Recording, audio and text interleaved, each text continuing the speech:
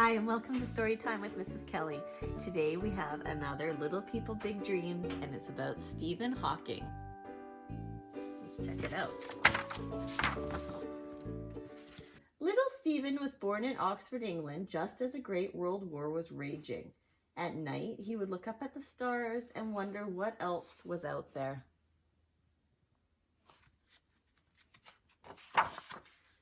His parents loved science, as did Stephen and his three siblings. They all ate dinner with a knife, a fork, and the company of a good book. Stephen was never at the top of the class, but at school everyone called him Einstein, like the famous scientist. One day he built a computer from clock parts and an old telephone.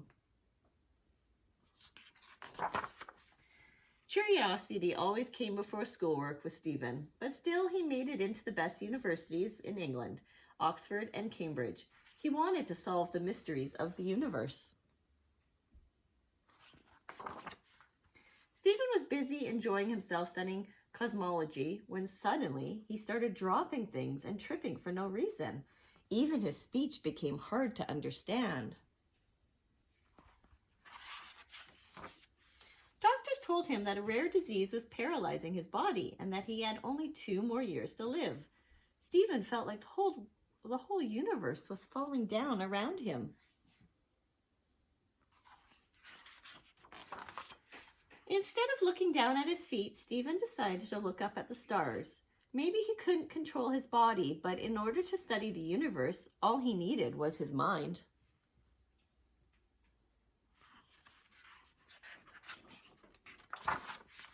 His wife Jane stood by his side and gave him all the support he needed. They had 3 children, and Stephen loved to give them rides on his wheelchair. Stephen turned his attention to black holes, some of the strangest and most powerful objects in the galaxy. So powerful, not even light could escape from them, or so scientists thought. But Stephen proved that black holes were not so black after all.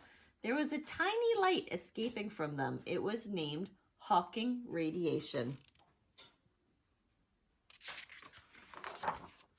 By this time, Stephen had lost his voice and found a new one with a robotic drawl.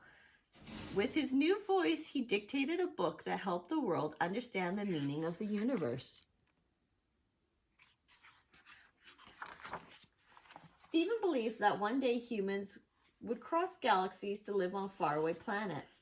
He celebrated his 65th birthday by taking a zero-gravity ride with a team of astronauts, leaving his wheelchair for the first time in 40 years.